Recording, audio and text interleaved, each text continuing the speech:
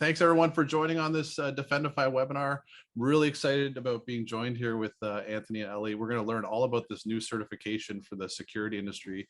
I think it's a really intriguing topic, and I think it'd be really great to just sort of start off with some introductions so everybody knows who's who. So let me just move this across and we'll get started with Ellie. Ellie, maybe you can take a couple minutes and just tell us a little bit about your career, what you do over at SICC, and also what that organization is all about. Let's start off with yourself. Sure. Thank you, Rob.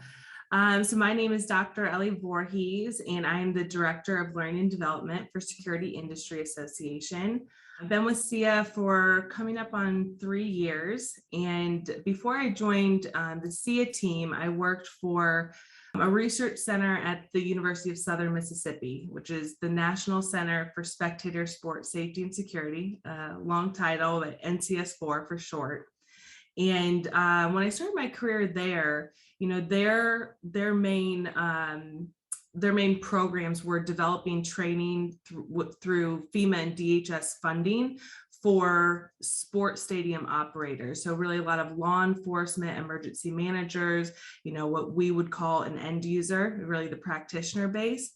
And so I developed training programs for them and also developed the first certification for individuals who are in charge of running large sports stadiums for mass gatherings after they were identified as soft targets following 9/11 and in the years after. We've seen, different incidents occur. So that's really where I got my start, and then moved over to SICC in 2019 and really have enjoyed the opportunity to get to know another side of the industry. So working more with the manufacturers, the integrator community, and consultants. And it really brings the whole picture together. Having worked with the people who are utilizing technology and different security solutions to accomplish safe events and keep safe campuses and schools and all that, now working with people who are providing those solutions and providing education for them. So, and that's what SICC is, an association that's comprised mainly of manufacturers, integrators, and other security companies.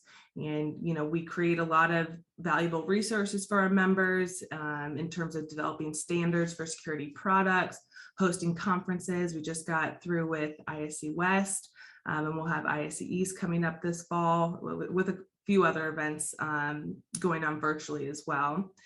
We do government advocacy work, and for me in learning and development, my team and I work to create new learning programs that we think address a gap in current competency levels across the industry, whether that's security project management, cybersecurity, what we'll be talking about today, and other topics that are relevant to our members. Ellie, is it just member companies, or can an individual be a SICC member as well? So we are comprised of companies. So an individual consultant, if you had your own LLC, you could join through that, but SICC's member base is driven through enterprises. Excellent. Well, thanks for detailing all that out. That's great. All right, we'll move over to Anthony. Go ahead, Anthony. Tell us a little bit about yourself and PSA. I'm Anthony Berticelli. I'm the Vice President of Operations at PSA. I've been in the industry for a little over 17 years now. I've been with PSA for about 5.5. I joined PSA as the Director of Education, running training and events. And prior to that, spent most of my security career with Target Corporation. Started out in the physical store space on the internal investigations and district management side, and then joined the technology team within corporate security, where I did a lot of different projects and things. The last one was managing the software updates and implementations for all of our integrated camera system, which was roughly 250,000 cameras around the world on one network system. So a lot of experience with the hardware side of things, integrating into the networks, and you're all probably familiar with Target's history on cybersecurity and the challenges that we faced previously around cyber and what that looked like for me and my team as we were working through this technology upgrade on the physical security side. So PSA, for those who don't know, we are a consortium of security integrators. So we offer a lot of unique opportunities for our owners and member companies through PSA.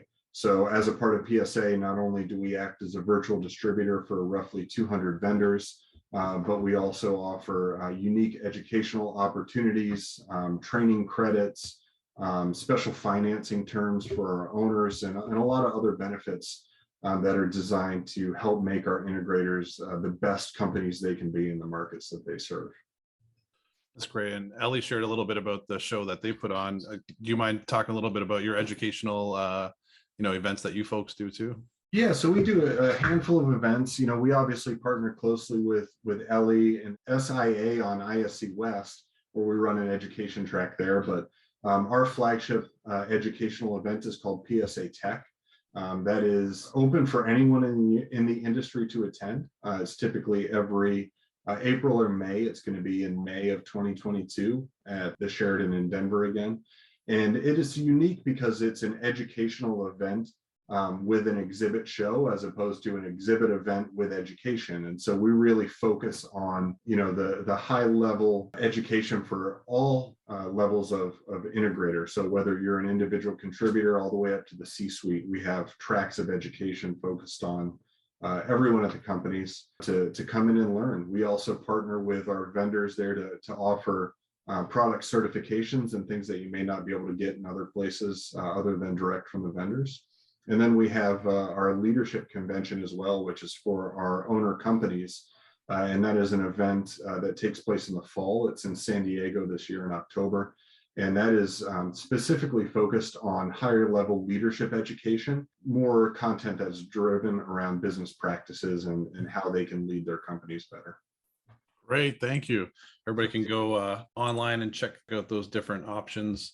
We will get started here. I want to set the stage a little bit. You shared a little bit about your organizations and what they do. And we talked about systems integrators or technology integrators. There's different terms that are used. But Anthony, can you help me just paint the picture a little bit about, what is a technology integrator? What do they do? What do these organizations look like?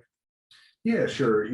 I think in general, as we kind of identify what a systems integrator is, previously, we would say these are the companies who are putting in physical security devices, whether that's cameras or access control panels or security gates and bollards and all these different things to help protect a location, a company, a building, a campus, whatever it may be. And now it's really morphed into folks who are putting technology devices on an end user or company's network. And so we really have to look differently at what these integration companies are doing. And the term integrator now really means somebody who is integrating into existing networking devices or systems from a physical security standpoint. These could be for us, smaller companies that are doing, $1 million to $2 million a year in business localized in one market, all the way up to the big companies that are, starting with the B's and billions worldwide and supporting commercial clients from small stores all the way up to military installations and those types of things. So the term integrator, I think, has really changed over the past 10 years as the networking side has continued to develop. But we're really focused on those security devices and getting them into established networks and systems and companies. Yeah, it's definitely an interesting, that word, the convergence word comes up a lot because you see a lot of integrators today who will do security, but also audio visual and other solutions as well. But the fact is, yes, they absolutely do all ride on the network today, not those closed type of systems that we saw before that were, early days, all analog. Anthony, just to go a little bit further on that, can you share a little bit around some of the key challenges that, these organizations face today? Yeah, I think it depends on who you ask and what the timing is. We're in a really unique period of time right now, obviously, coming back into a marketplace that's been slightly shut down for, the past year. But I think in general, there are a few things that these companies face all the time that are going to be issues. One, hiring, retaining, and training talent is the biggest issue across the board. That's probably always going to be the case as companies continue to develop and have higher standards. We're always going to be looking for the best talent to fill those gaps. Number two, I think as the shift in what companies have to spend and how that's looked over the past year, I think we're seeing a big challenge between CapEx and OpEx spending, and how companies are moving towards a managed services structure versus a capital expenditure structure. So a little bit of difference there in how companies are starting to transition over. And then I think the biggest challenge that we're trying to address as well is the issues in security and risks that are coming from tying into existing networks more. And so facing the challenges of implementing cybersecurity practices in an area where they may not have the expertise yet. And so leaning on IT and networking partners is a solution sometimes, but bringing that knowledge in-house and having an idea of being able to secure the items that you're putting onto someone else's system, I think is the biggest challenge that we're seeing right now. Great. Ellie, how about from your perspective or your organization's perspective, any key topics that maybe Anthony didn't touch on? And then maybe you can also share a little thought as to either your opinion or the association's opinion as to where the industry is heading a little bit.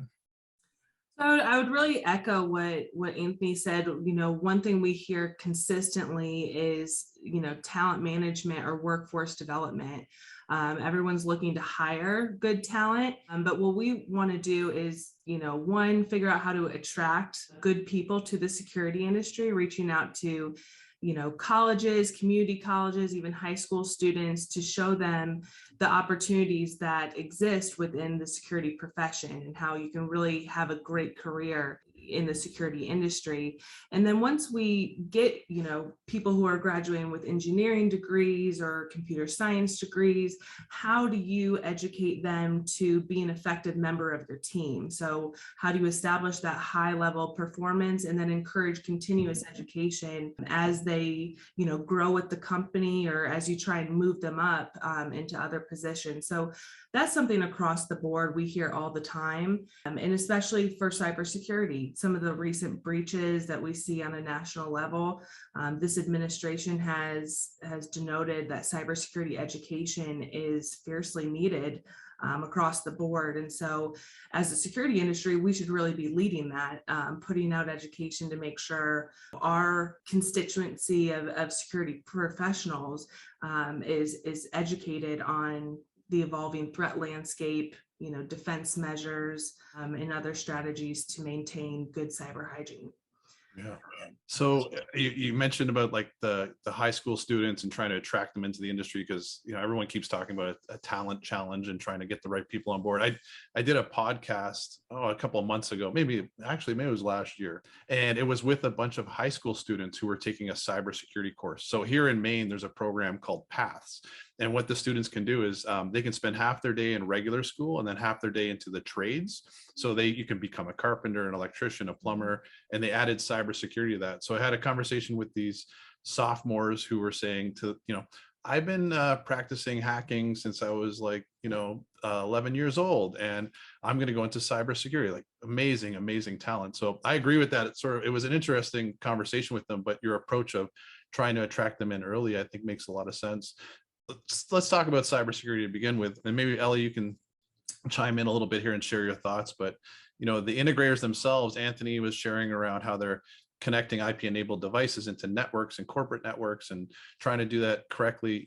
What kind of challenges are they facing today on that front? And they are in a unique position because, in my opinion, integrators have access to really high security facilities. They're given, they're trying to manage passwords on all these devices. Many of them provide remote management connections. What are your thoughts on that front?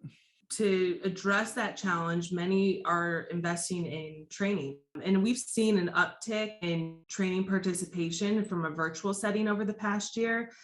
People being able to work from home, I think we're able to kind of dedicate more time to professional development, and that benefits the company themselves. I think knowledge is really the basis of competitive advantage.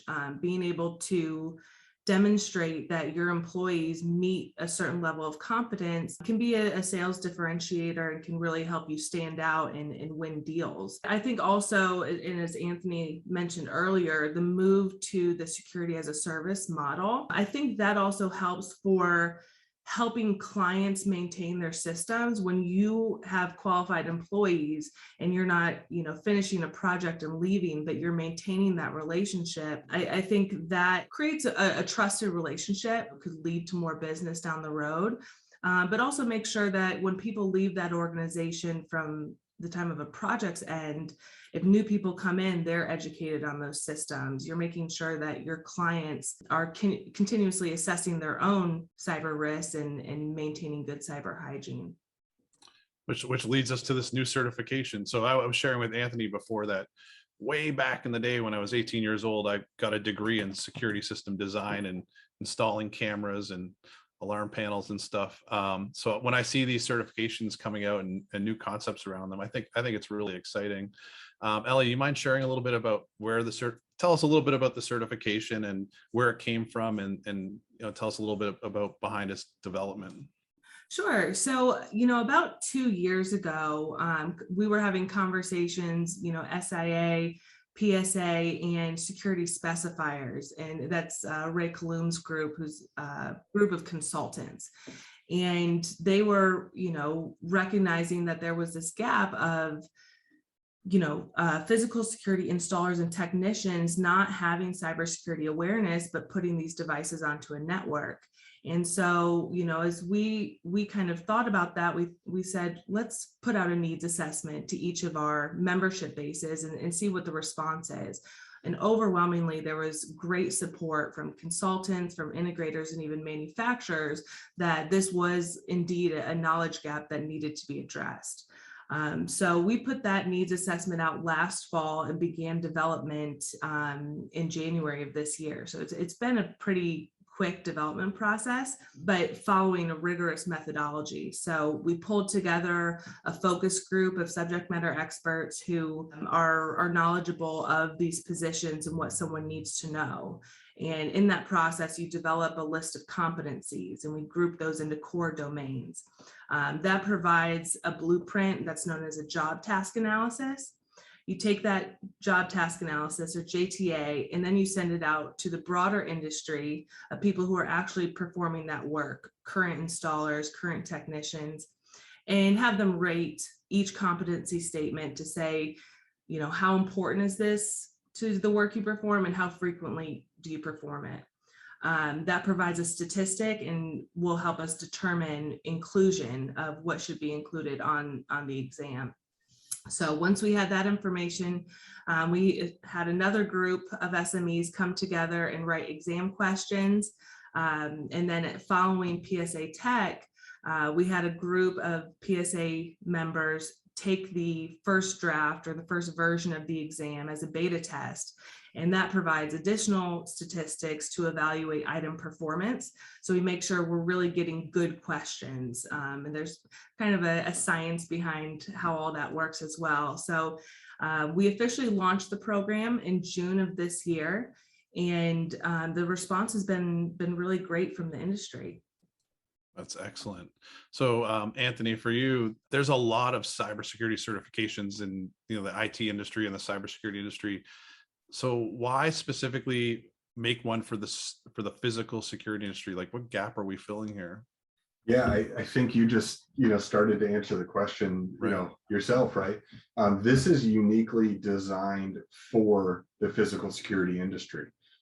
There are a lot of fantastic cybersecurity certifications out there, but a lot of those are high level, or they're a lot more in depth, and they cover areas that we don't necessarily touch on. And so this is designed to fill the gap, I think, below those higher level certifications. And what I mean by that is, we designed this to be hopefully, the base and the minimum level of understanding that we should come to expect from anyone who is, integrating physical security devices onto someone else's network. And so, we're filling the gap of having that kind of entry level base knowledge but also something that's specifically designed around the devices and the way that we integrate into someone's building. So, it's unique in that way. One of our friends, Dan Dunkel, used to always say, you should be securing what you sell. And that's really what this is about, is having the knowledge and the ability to secure the devices that you are putting on someone else's network. So setting that base level of understanding from someone's work experience, as opposed to a tested knowledge, I think is something else unique. So, we may talk about this a little bit as well, but something that I think differentiates this certification right now is our prerequisites aren't based around what courses you take or what you've studied. I've got a degree in computers as well, but I tell you, I couldn't sit for this cybersecurity exam because I haven't been on the network in quite a while. So the goal for this as a prerequisite is someone should have a couple of years of experience doing this. And the test is really designed to gauge someone's understanding already of those day-to-day practices, right? This isn't a test of gotchas. This isn't something that you need to sit down and prep for like the bar exam. These are things that we should have a minimum level of expectation that the people who are touching your network should know how to do all this stuff already. And so, we're hoping to really set that standard across the board, and fill that gap for the minimum standard, the expectation of anyone, whether it's a technician, a project manager, a consultant, or a manufacturer, to have this base knowledge to say, here's what we expect and here's what you should know. I think what we're talking about here is that installing these types of devices takes specialized expertise. And then we come into the cybersecurity side and we've got a lineup on that as well. So let's talk a little bit about who's the perfect candidate for taking this certification. Anthony, can you just keep going and talk a little bit about that? Who would be a perfect candidate? So to me at this point, the perfect candidate, as I mentioned, is anyone who's been doing this for a couple of years. Anyone, hopefully who, I kind of joke and say, you should probably understand what a subnet mask is, and you should probably know that the cameras should have a different username and password than admin and password. If you've been doing this for a little while and you're out there touching someone's network, we feel you're the perfect candidate. From an integrator standpoint, where we recommend starting though, is sending your senior technician, your chief IT officer, something like that, who can go through and engage and say, yeah, we're on board. We understand this. We feel we have a good level of competency and understanding. So they're probably the right candidates to start, that higher level technician, middle management, project manager, even a consultant who's speccing these devices should have a good idea of what this takes and what's expected. So again, it comes down to, if you've been doing this for roughly 2 years and you're touching someone's network with these devices, you're probably the right candidate to get this certification. So Ellie, so obviously what I'm hearing here is it's not for everybody. Who might not be a candidate, and what's the criteria? Well, I'd like to build off of what Anthony said. And, we established that experience requirement, not to prevent people from pursuing certification, but we want to set people up for success. So we would expect that someone who's had 2 years at least of on-the-job experience is going to be knowledgeable in the areas that the exam covers. So, although we would love recent graduates to, want to work towards a certification, you really do need that time in the field, working with someone, working on someone's network, to really have a good understanding. And I think it's important to distinguish between what a certification program, what the purpose of a certification program is, as opposed to training. So training is really to teach you those concepts. If you look at the SICC exam blueprint and you're not familiar with device communication protocols, that's something that you need to go seek out education and, develop your skill set around. And so, training is intended to really educate, where certification is establishing that minimum competency standard. It draws a line in the sand to say, I can demonstrate that I meet this criteria by achieving this acceptable passing score of demonstrating my knowledge. So that's really the difference. And, just someone who has a few years of experience and is working directly with clients' networks to do installations or working on technical security projects, they would be an ideal candidate. Perfect. And so Ellie, just to add a little bit more to that, we have a question that came in from Josh. Josh, thanks for putting a question in the Q&A. Questions around, what's the certification process, classes, study material, exam, and then finally, what's the cost? Do you mind getting into that a little bit? So the process is to submit an application. The application requires that you submit your CV or resume to demonstrate that you do have a minimum of 2 years of on-the-job experience directly working with physical security systems, whether it's installation, networking, configuration, even specification on the consultant side. And then we require 2 letters of professional reference just to validate that, someone can attest that that is the work you were performing. And then we have a code of ethics that they sign off on and a certification statement. Once that application is submitted and we collect the letters of reference, then an individual who meets those criteria would be approved to take the exam. We partner with Scantron testing services, and a candidate would be able to schedule their test directly through Scantron. They have hundreds of locations across the US, Canada, and internationally. And we've also recently launched remote proctoring. So now you can even take the test from the convenience of your home or office, and you have a proctor who observes the test taker through their webcam and locks down the system. So it's a secure method of test taking remotely. And then once an individual, passes, they would earn the SICC credential. In order to maintain that credential over the scope of 3 years, they're required to pursue continuing education. And there's various ways that they can accumulate education credits. One way would be attending conferences like PSA Tech or ISC West, and attending education sessions that are directly related to the core competency domains in that SICC exam blueprint. But you can also publish articles, attend other training courses, college courses. There's various activities that an individual could pursue in order to earn those credits over the course of 3 years.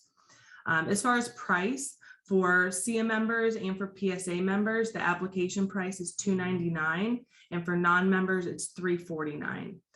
There is also an annual maintenance fee that's assessed, and that's $40 each year. And lastly, that testing fee for the use of Scantron services, there's a $68 test fee for every attempt. So if you don't pass on the first time and you need to take the exam a second time, you'd still pay that $68 directly to Scantron for the test administration. Thank you. We've got another question, and Ellie, maybe I'll keep you going for another second here. So Damien saying that they're a veteran IT person, they're pursuing other certifications, cybersecurity certifications, some of them that are pretty challenging. And so they're asking, is there any dedicated prep courses, practice exams? And if not, is that something that might be built in the future? So we do have a list of relevant training courses and reference material that's published in our candidate handbook. Those are things that were used by the item writers in test development. And so that's, the source material that they're deriving test questions from. At this time, we don't have a prep course, but that's going to be in the works later this year. But again, those prep courses are really designed to help an individual assess their areas of strength and weakness in order to then seek out additional education in the areas where they recognize they need to improve. Perfect. Thank you. So Anthony, if you're an integration firm and you want to send, a number of your resources to this and get certified, what's the benefit to that organization? I think it'd be good to share that, because I think there are some benefits and differentiators that really can position your organization. Yeah, I mean, I think we can look at it in two different ways. One is short term, two is long term. When we're looking at it from a short term perspective, I think it's a differentiator just because it's showing that you're taking that extra step. If you can go in, whether it's an existing client or you're trying to, to win a new bid, and you can say, hey, by the way, everyone who's going to be, touching your system and everyone who's installing any of this stuff on your network has cybersecurity certification specifically around the devices that are going in there. I mean, to me, that's a differentiator in itself. As we look long term, I think the goal here is that the SICC becomes something that one is not only an expectation from the integration side and from the end user side, but we see this as something that our consultants are going to be speccing into projects for end users and saying they need to have this. And then hopefully we also see this from the manufacturer side in our manufacturer and vendor partners saying, hey, in order to install these X devices that we sell, we either recommend or we mandate that your teams are SICC certified. Again, it's just identifying that base level of knowledge and understanding,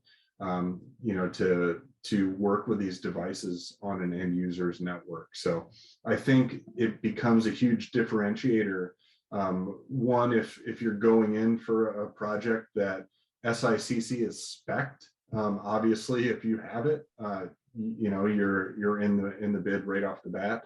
And if it's not, I mean, to me, from my perspective, I think knowing that a company that is going to be working on your network as an end user takes cybersecurity seriously enough to ensure that all of their technicians or all of their project managers, are certified at some level, I think speaks volumes to the credibility that an integrator can have on that job. Yeah, I think that's really interesting. If you're going to start seeing it spec'd into project requirements, then having your techs have that certification is going to be really important, especially if they're sitting across the table and people are asking questions around that specific certification before you start deploying. How about for an individual user? So the person who goes, the technician or the team member who goes and gets certified, Ellie, what's the benefit to them? Do you think that they're going to be better positioned in a specific way? Yeah, I think it provides, career advancement opportunity in distinguishing yourself among your peers and equipping you with cybersecurity knowledge. I think, in today's world of converged security with, mostly everything touching a network, this is going to be an area of continuous growth. And so if you can start now, I think you'll be ahead of the game as we see more advancements in technology come and threats evolve. So from an individual standpoint, I think it shows that you take your professional development seriously and are looking for opportunities to be a effective contributor and a high performer within your team and within your organization. Right. So another attendee question here, they're asking around, how do you prove out the certification? Is there a badge or certificate or something like that they receive, especially if you have numerous, team members who are certified? How do you prove that out? So successful candidates who pass the exam are provided with credentials in the form of an official certificate that they can keep on file. And we also issue a digital badge, and that can be put onto your LinkedIn profile, added to your email signature, so you can outwardly demonstrate that you are certified. Excellent. Great. I guess, Ellie, maybe you can go first since you were still talking about it, but what can we expect in the future around this certification? Do you think that it will have different levels or more advanced certification? Like, is this just the start, or where are we heading with it? Rob, I think so. I mean, even from the time we launched the program, we were met with overwhelmingly positive support, but then you also had people to say, there's a greater need. We need more, we need a certification that's more focused on configuration of devices. So this is a minimum standard, and I think as we will continue to see advancements, maybe for different verticals, DoD has special requirements. And so, just depending on what the needs are of the industry, we're always going to be looking to address that for our members, both SIA and PSA. So yes, I would imagine that this is going to be an area where we continue to grow. Interesting. So just the start. This is great. It's excellent. So if someone wants to learn more about this, where should they go? And maybe I think it might help to just address, you both have your different organizations, and there might be ways to approach there. And then there might be organizations that are not part of your membership group. Where does someone go to learn about this certification? Well, the URL or the website link on the screen is where you can find an overview on the SIA website, and also download the SICC Candidate Handbook. The handbook has an overview of the entire certification process, along with the list of relevant resources, pricing and fees, and other requirements. So if you are interested, I would encourage you to visit that webpage and download the Candidate Handbook. And then if you have any questions on our side, feel free to email education@securityindustry.org. I'll get that, and members of my team will get that as well. Anthony, anything specific from PSA there? Yeah, I agree. You got the URL right at the top, and then same thing, whether it's questions about PSA or about this, you can also reach out to us. Very similar, edu@psasecurity.com, and my team and I will get that as well. And between our two teams and Ellie and I, we'll either get you the right answers, or we'll make something up really quick for you guys. So we're pretty quick to respond. I think that's great. I'm going to put you two on the spot and ask you to maybe share one cybersecurity tip each for the attendees here. Ellie, why don't you go first? Do you have a good cybersecurity tip for everybody? I would say educate your customers, schedule ongoing training. I think we hear a lot about, at the close of a project, you do your training with those individuals who were involved, but a lot of times there's no follow-up, and we know that people change and people leave companies. So I think that scheduling that periodic training months after a project's complete, again, goes back to developing that trusted relationship, which I think would lead to more business, but also ensures that system operators on the end user side are continuously assessing their cyber hygiene and educated on associated risks, and able to mitigate and defend their systems. Great. Over to you, Anthony. Put you on the spot. All right. So, here's the thing. Rob and Defendify probably know the exact numbers, but it's something like 3,000% of cyber hacks come from people, right? It's more like 85 or 90%, something like that. So my thought there is really around educating your team, but here's the biggest piece of advice that I give to our employees: hover before you click. So whether it is in your email and it's an email address that looks like it's coming from someone and it may be spoofed, or whether it's a link that's in the body of an email, hover over it before you click on it and wait to see what pops up, and make sure that the email address is accurate for the person it's coming from, or that the URL that you're linking to, if it's a shortcut and it says, cybersecurity, certification, and you hover over it, it should look like the URL at the top of your page. It shouldn't be to some random Dropbox, with foreign characters all over it. So hover before you click, hover again before you click again, and make sure that you know exactly what you're clicking on, so that you're not putting your company at risk. Definitely got to be careful of those emails, and especially if they look legit, as verifying too before you interact with them.